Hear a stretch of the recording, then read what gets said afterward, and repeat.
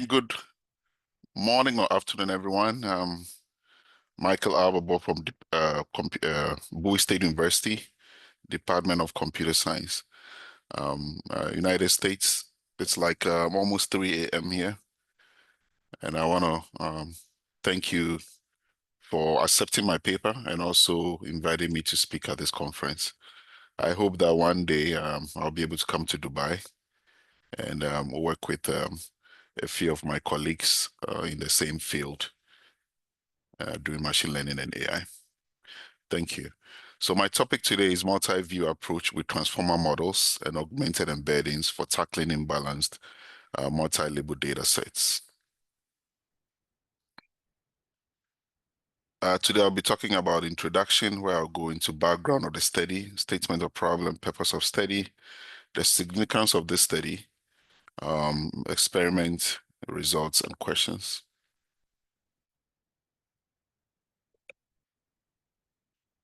So social engineering attacks have been exploit human vulnerabilities to gain access to sensitive information. They pose a lot of problems to individuals and organizations. Traditional detection of social engineering is usually not effective because social engineering attackers or bad actors have evolved with very good or very sophisticated tactics, so they become very difficult to detect. So this has come about because of the online presence that we have. There's a lot of dependence on social media, and we spend a lot of time online. So attackers are also able to get access to individuals and organizations because of this online presence.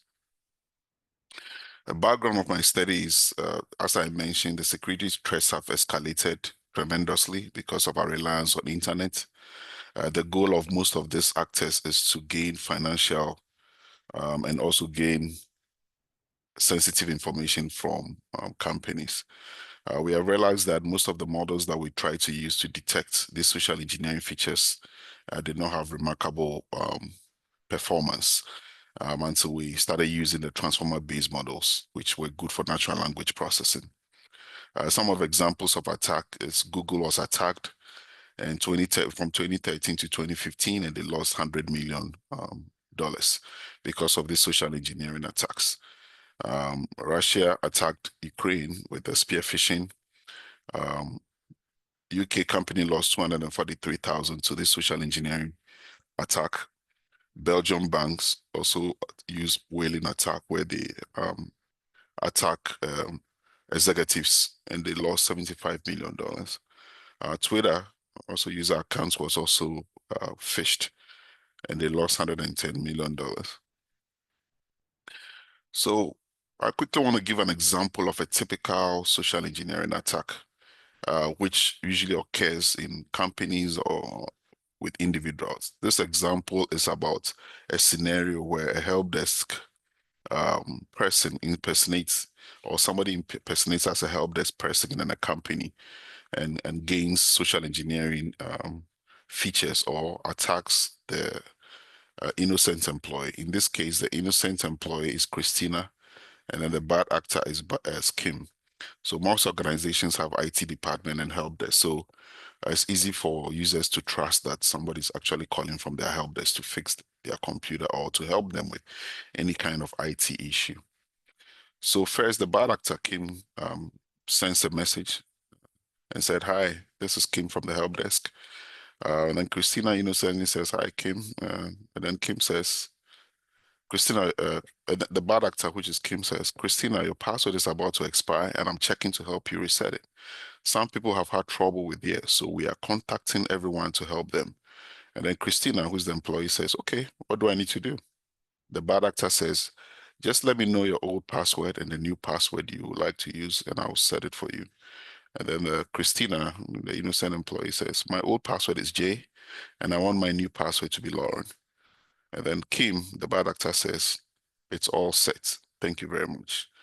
On the right side, I have listed some of the social engineering attacks that Kim, the bad actor, used. So when she said, "Kim, this is Kim from the help desk," she was trying to let Christina feel comfortable that, she's actually coming from the help desk or calling or texting from the help desk. So that way there's familiarity where Christina will think that, okay, I'm familiar with my help desk, so let me leave my guard down. And then pretexting, she's pretending to be somebody else, which is not. So right there, we can see two social engineering features there in that conversation. The next one is urgency. Sometimes they use urgency to let you not follow protocol, so that when you're in a hurry, you can actually click on the link or give them what they want or release the information that is needed. So it says, the bad actor says, your password is about to expire. So Christina, who's the innocent employee, thinks that it is true, her password is about to expire. Therefore, what she complies and does everything quickly without going through the regular protocol. Consensus is where they want you to feel that everybody else is doing the same thing, so it's okay for you to do it. The bad actor again says some people have had trouble with theirs, so we are calling everyone. So there, Christina thinks that most of her colleagues are also experiencing this, so this is not a big deal. So she'll go ahead and give that password to the bad actor. The last one is quid pro quo. Quid pro quo, you do something for me and I do something for you. The bad actor says, which is Kim says, just tell me your old password and the new password, and I will set it for you. Right there, she's asking that if you give me your password, I can help you set it. So that's quid pro quo. So we can see that we've identified 5 social engineering features in just this small conversation. So the bad actor is able to get access to their system because now she has the password of Christina to get into her system. And that attack can go on to gain, to hack the system and block whatever information she wants to get and take it out of system. So the purpose of this study is to use machine learning techniques to detect social engineering characteristics in text communications and also use augmentation techniques on resolving issues of imbalance multi-label data sets.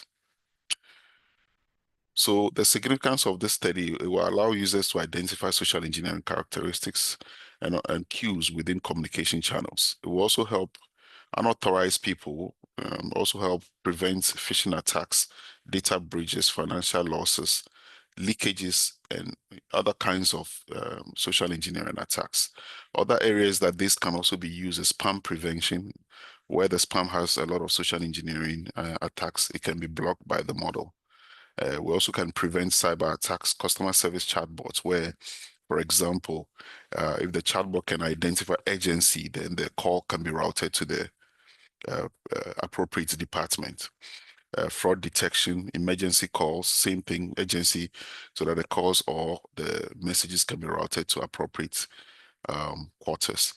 And in cases where we have human robotic teaming events, where humans are working with robots, for example, in a scenarios of war or scenarios of high covert activity, the robots can actually identify if the opponent is exhibiting social engineering features and then can alert the team that it's working with. We can also use it for child trafficking, where we can identify baiting in online conversation, social media platform. Sexual predators also use baiting, familiarity, authority, and agencies, where they bait children with money, drugs. They also use family members, or they try to familiarize themselves with the people they are dealing with. Same thing goes on for drug distribution among kids. The online people that use drugs distribution for high schools and elementary schools, they bait the children with money, they bait them with drugs, they bait them with different things. So they can also use familiarity, like we've dealt with other people from other schools who have also done this. So it's okay for you to do this. So all these features can be intertwined or used in different areas in social media and online communications. So first thing we did was we did research and we found out all the different types of social engineering attacks. On the left side, you can see that it's categorized into manipulation tactics, trust building tactics, deceptive techniques, influence mechanism. Under the features, some of these features we realized that were overlapping. Of course, agency and fear. If there's agency, which is the first one, agency is where it creates pressure by suggesting immediate action is required to avoid negative consequences. So in that agency, some people can even be scared. So if you look at fear, it says creates a sense of threat or danger to trigger compliance through fear. So we came up with almost 30 something social engineering features, and then we narrowed it down. We narrowed it down to these 13. So these was we took a data set, which was a spam data set, and what we did was there was no social engineering detection data set. So what we did was we had undergraduate students annotate these data sets. And this is the distribution of what they were able to annotate. The data set was 9,754 data points, rows of data. And you can see that familiarity was the highest number that we got, 3,481, followed by baiting. So you can see the distribution. The data was actually imbalanced. So we moved on to do, we did some analysis where we used Glove. We were able to find similarities, hierarchical clustering of prominent social engineering features by similarity. You can see from the graph that authority on the left side, authority, agency, contentment, they're all clustered together. So they have some kind of closeness or similarity within them. And then on the right side, you can see scarcity, familiarity, reciprocity, and then consensus. They all cluster together with almost similar features. If you look on the right side, the clustering is also listed with how many clusters we have around each one. We went on to do some heat map and analysis of social engineering features. You can see that some of them were correlating with the highly colored regions. So there were kind of similarities, or most of them were combining to be like in the same clusters. On the right side, we did some empirical occurrences of prominent social engineering features. And then you can see the distribution, familiarity being the highest, followed by baiting and consensus. So through all these experiments, we're able to come up with these 13 social engineering features that were prominent in our data sets. These were agency, authority, scarcity, reciprocity, baiting, intimidation, blackmail, pretexting, familiarity, commitment, consensus, quid pro quo. Presence of high link of link is not a social engineering feature, but we added it there because that's how most of the attack also occurs. In addition to the social engineering features, they always put a link in there for you to click. So we realized that transformers, were one of the best models to identify these social engineering features. You can see that the transformer has the input embeddings, positional encoding, encoders, multi-head attention, feed-forward, decoder, linear layer, residual connections. Comparing this to the RNN, RNN has the way of the data being put into the RNN sequentially, where each word is taken in, so that the order of the words that are going into the RNN matters. But in the transformer, the problem here is that the data is loaded at the same time. Therefore, there's the positional encoding. Positional encoding, we add positional vectors to the words, so that the word it can keep the location or the order in which the words came in. There are so many different facets of transformers that are helpful. They have multi-attention heads where they can pay attention to different parts of the words at the same time. So if you look at the left side, which is the encoder, input the words, the word goes to the first multi-head attention, goes into the second one, and then from there we put the query and the key into the decoder part, where the decoder part has the value coming in, which is the same data set. It also has max multi-head attention, all the way to the linear layer and then to the softmax layer. So that the technology of this transformer is great and is able to pick up different parts of the word, because we know that once you change the meaning of a word, which you change the location of a word in a sentence, the meaning of that word can change. So transformers do a good job with retaining that contextual meaning of the words themselves. I'm sorry, I'm having some streaks on. Anyway, so summary of transformer models used for this research. For this research, we use the bed-based model, the stillbird model, and then the mobile beds, which are all large language models. The first one has 12 layers. The stillbird has 6 layers. Mobile bed has 24 layers. With the hidden states, we have 768 embeddings. When it's being transmitted to the next feed-forward neural network, it's extrapolated or it's magnified to 3072 embeddings. With the distal bed, it goes from 768 also to 3072. And then with the mobile bed, which is the smallest model, it has 512 hidden size, and then it gets extrapolated to 40977. The total parameters, you can see that the bed base is the biggest one. It takes a long time to fine tune and train, followed by the distal bed, which has 66 million parameters, and then the mobile bed has 25 million.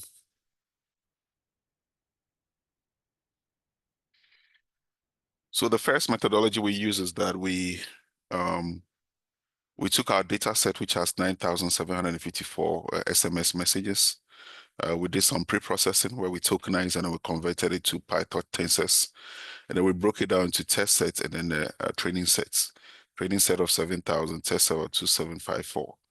And then what we did was we modified the output layer we froze all the layers of the model, the distilled bread and the mobile birds, except the penultimate layer and the last layer. We modified the top layer so that we can give us the 6 outputs that we wanted, which were the pretexting, baiting, agency, consensus, authority, and familiarity. So we made some modifications to the model, and then we trained with the 7,000 data points. And then once we finished training, fine-tuning, and doing transfer learning, we used those 2 models to test our 2754 data sets. We did the same thing with the naive Bayes because we wanted to have a baseline model to compare to the neural network, the large language models. We did the same thing here. It doesn't have the layers, so we modified the last layer to be able to predict the 6 layers. So we predicted that and we captured the results of that. The second thing we did was we took those distilled breads and the mobile breads, did the same thing, and then we did the training. You can see on the left side here that the distilled bed has 6 layers, mobile bed has 24. We froze all the layers except the penultimate layer, the last but one layer, and then the last layer. And then we fine-tune it. Once we fine-tune it, we called it social distilled breads and then social mobile breads. And then we did the same thing and predicted with our test set to see how well these models were able to identify social engineering features in messages. These are some of the results we got. Consider naive Bayes has a very high accuracy. But then if you look at the average precision and recall, they are pretty low for pretexting. Baiting is high, and then you come all the way down, you see familiarity has high precision recall and average score. Because the data points there were high, something like pretexting, we had low data points. Familiarity, we had quite a number of data points that had social engineering. So our data set was imbalanced. We realized the same trend with birds and distilled bread. For birds and distilled bread, we did not, train the penultimate layer and last layer. We just trained the last top layer, the classifier layer with the data set. But then still, you can see that the accuracies were very low, precision is very low, and then F1 scores very low, even though some of the training accuracies were a little high. So these were the main models, social distilled bread and social mobile bread. If you look at pretexting, because we didn't have enough data, even though the accuracy was 99.85, the F1 score was 0 because there was overfitting. Familiarity was better because we had more data there. You can see authority also was a little in between 0.5. Consensus had average score, F1 score, which is the harmonic mean of the precision and recall of 0.7. So in all, on the same thing applies to the right side. In all, we can tell that because our data set was imbalanced, we were having values that we did not like. It's also featured or also showed in the precision recall curve. On the left side at the bottom left, you can see that The average precision scores for familiarity is very high, but then when it comes to pretexting, authority, and agency, they were low. Same thing on the right side, they were low values. So we realized that we had to balance this data set. You can also see that overall accuracy from testing with the test sets. Social Distilbert had 97, Social Mobile had 92, Distilbert 55, 60, and then Naive Base 95. They look, the results look okay, but then we know that there's a lot of overfitting that is happening here. So we embarked on trying to fix this overfitting. Before we augmented the data set, we augmented the data points to be able to balance our data set. We had to take another data set, which is a data set number 2, which is a deceptive opinion spam data set. We wanted to see if this 400 data sets had some kind of social engineering features in them without even training our model with this data set. So we found that there were some distributions. We can see that on the left side, there was a lot of there were a lot of data sets that had consensus and familiarity and baiting. In other words, our model was able to identify some of these social engineering features in our data set. The top ones are the positives and the bottom ones are the negatives. So in all the data sets, we're able to identify some. Then when we use our second model, which is the social mobile bet, which is a fine-tuned mobile bet model with our data sets, we can see that familiarity was the most prevalent social engineering feature that we detected. So our findings, we detect that social engineering features in text message can be undertaken by transformer models. However, the results suggest that our results and performance is influenced by data imbalance. We address the issue in the next section by using data augmentation techniques. So we can also say that social Distilbert and social mobile bet perform better in some instances than the baseline models, even though they were also overfitting on some of the social engineering features. So what techniques can be applied to address data set imbalance in multi-label data sets? The problem with multi-label data sets is that the model the model actually is biased towards the high the majority class, and then it generalizes towards the minority class. So the imbalanced data set actually causes the model to bias. So attempts to balance the inequality within each class of labels individually can create issues affecting all the other sets. Imagine that familiarity, consensus, baiting, agency, you want to just take one of the columns and balance it because it's a multi-label. Once you're balancing one side, you're causing other problems on the other side. You're increasing the data points for the majority class in one of the columns, but then what is going to happen to other columns? So it's a little bit tricky or a little bit a nuance, kind of trying to balance a multi-label data sets. So we came up with this technique to use augmented embeddings instead of just augmenting the regular data set, because and then we use augmented embeddings to do that, because we wanted to use SMOTE, MLSMOTE, and other augmented other data set augmentation techniques. We reduced our data sets from 13 to 6, which I showed on the last methodology, just because these data sets seem to have more data points. Those were pretext embedding, agency, consensus, authority, and familiarity. The data augmentation techniques that we use are as follows. We use SMOTE, MLSMOTE, MLSOL, MLENN, MLTL, and then GAN. Most of I highlighted some and then I took some because at the time when I submitted this paper, I was still in the process of working with different data models. So I've done more work since I submitted the paper.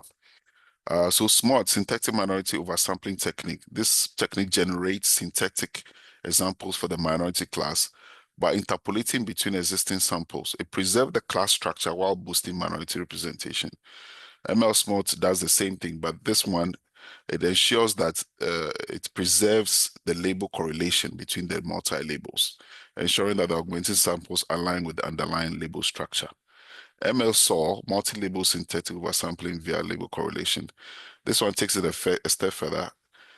It's the same method as SMOTE-based model augmentation technique, but then they focus on generating synthetic instances by considering both feature space and label correlation. So it preserves the label correlation and also the feature space.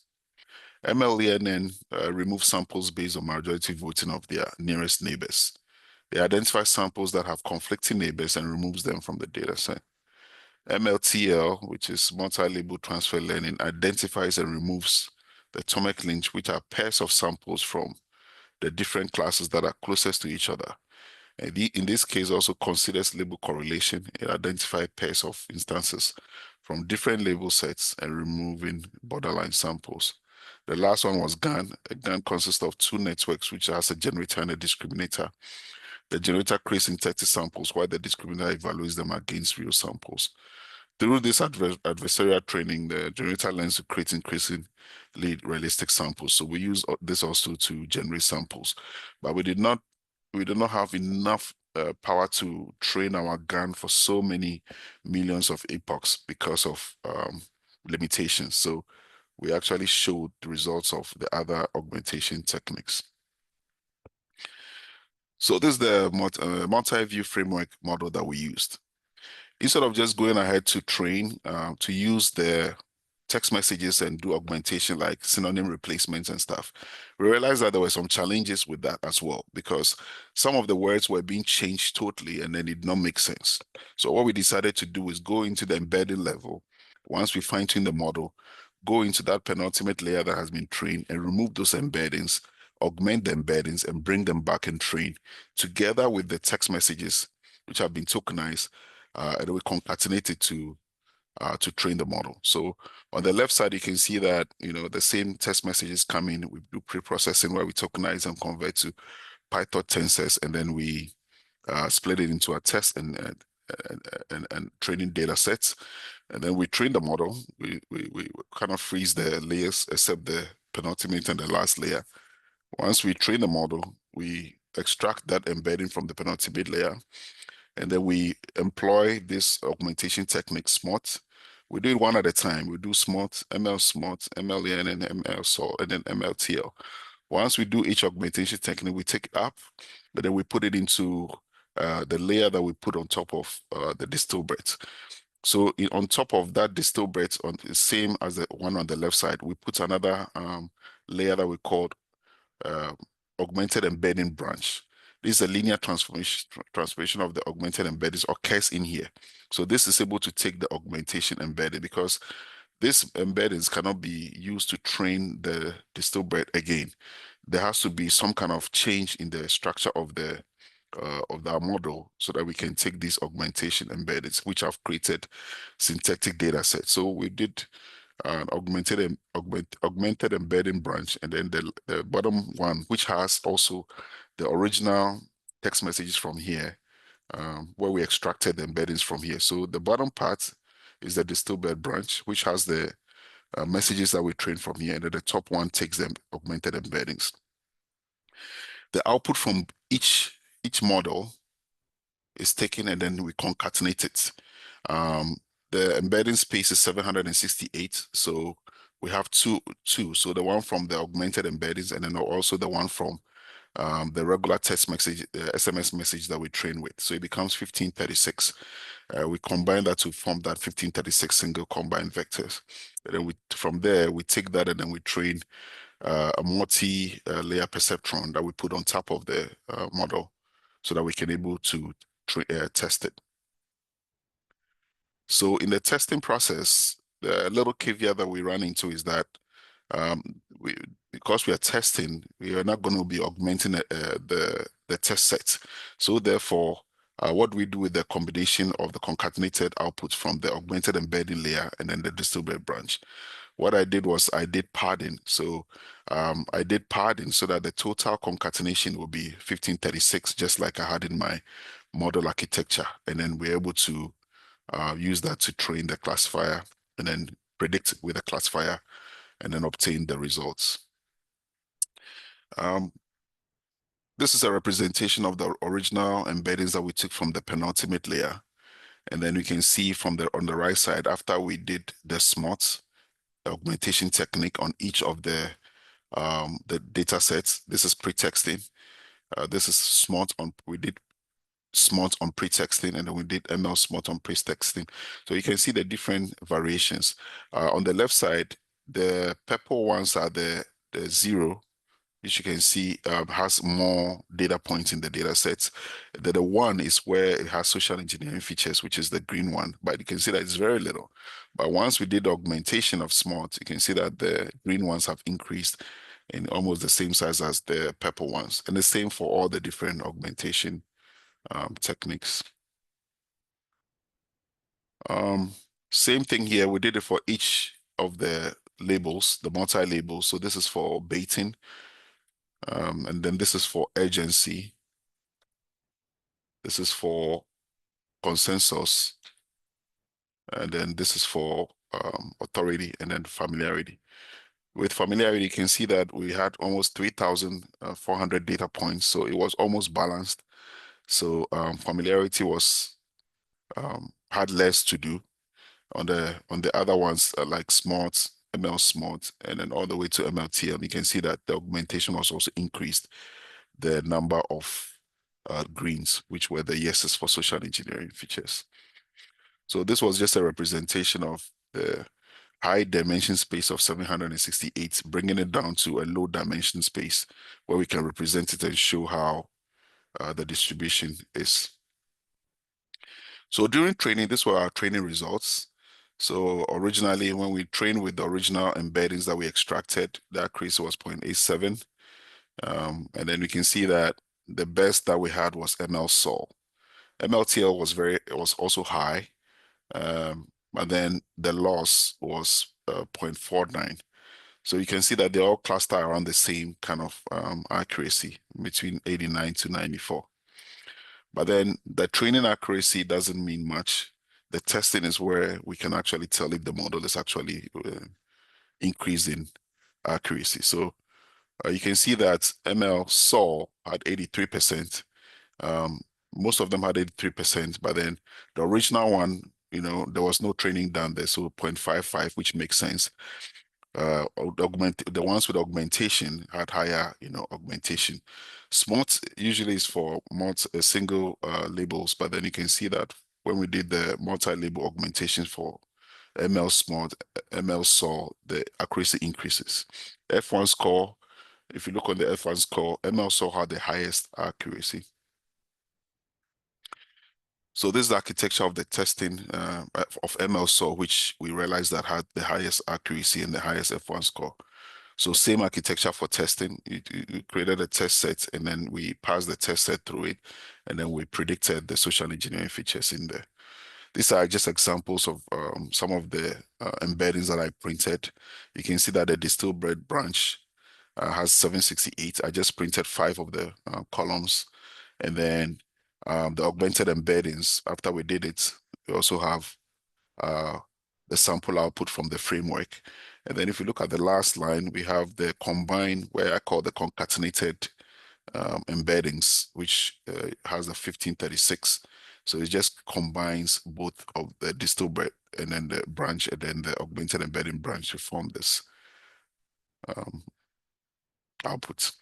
So this overall test output, we had 81% accuracy, precision, average recall 95, F1 scores 88, which is kind of almost uniform and better than the other ones that had high accuracies, but then the F1 scores were all over the place. So this was kind of like almost the same for most of them.